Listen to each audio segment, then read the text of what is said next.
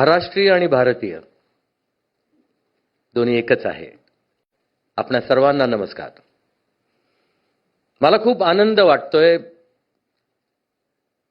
की ज्या भाषेत माझं बारसं झालं,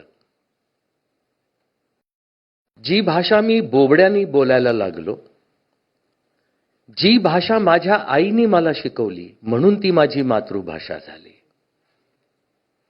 त्या भाषेला एवढा मोठा दर्जा मिळतोय, ही जणू काय माझ्या आईचा सन्मान केल्यासारखं झालं. तर माझ्या आईला तुम्ही एवढं मोठं मानलं. ज्या ज्या लोकांनी प्रयत्न केले, ज्या ज्या लोकांनी इच्छा दर्शवली, अनंत लोकांनी इच्छा दर्शवली की या भाषेला हा दर्जा मिळावा, त्या इच्छेला केंद्र सरकारने आणि राज्य सरकारने मान्यता दिली. त्यामुळे मी माझ्या आईच्या वतीनं तुमचे आभार मानतो. बरं, आपल्याकडे असं आहे ना की आपण आपल्या आईवर प्रेम करतो, ह्याचा अर्थ आपण इतरांच्या आईचा तिरस्कार करतो असं होत नाही. आई म्हटली की ती आई असते आणि ती प्रत्येकाची असावी. मी तर म्हणतोय मातृभाषाला दर्जा मिळणं जितकं गरजेचं आहे, तितकंच तिला जपणं सुद्धा गरजेचं आहे. आणि आपल्या या देशातल्या प्रत्येक मातृभाषेबद्दल मी हे म्हणू शकतो. फक्त मी मर्यादित नाहीये मराठी बद्दल. प्रत्येक मातृभाषा महत्वाची आहे, पण त्या मातृभाषेवर तेवढं प्रेम करता आलं पाहिजे जेवढं आपण आपल्या आईवर करतो.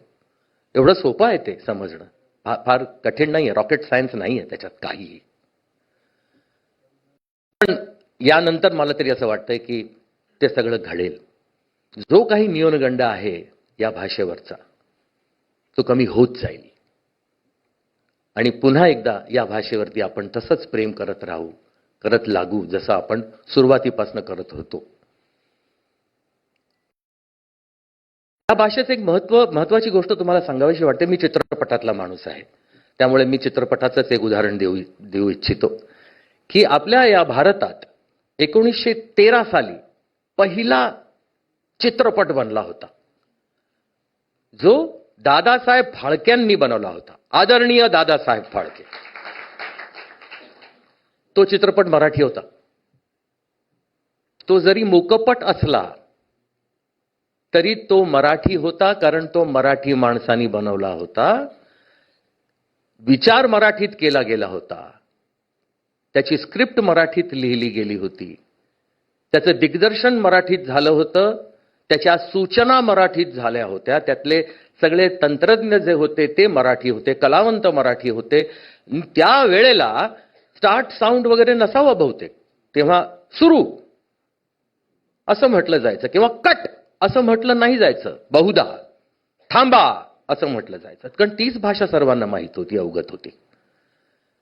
तर तो भारतातला बनलेला पहिला चित्रपट, मी अभिमानानं सांगू इच्छितो, मराठी होता.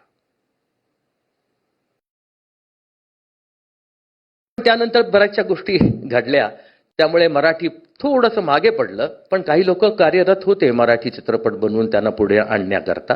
आज मराठी भाषा इतकी मोठी झाली आहे, त्याबद्दल मला खूपच अभिमान वाटतो. मी पुन्हा एकदा धन्यवाद देऊ इच्छितो आपणा सर्वांचे, ज्यांनी या भाषेला इतकं महत्त्व दिलं. पण आपल्याला त्याचबरोबर एक गोष्ट लक्षात राहिली पाहिजे की आपल्या देशाने आपल्या या भाषेला हा मान दिलेला आहे.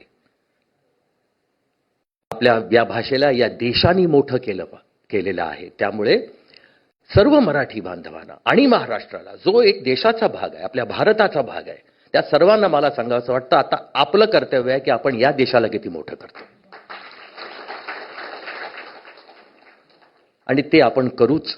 या भाषेला इतका दर्जा मिळाल्यानंतर ही भाषा तर मोठी होईलच, पण आपण सर्व एकत्र येऊन या देशाला मोठं करू.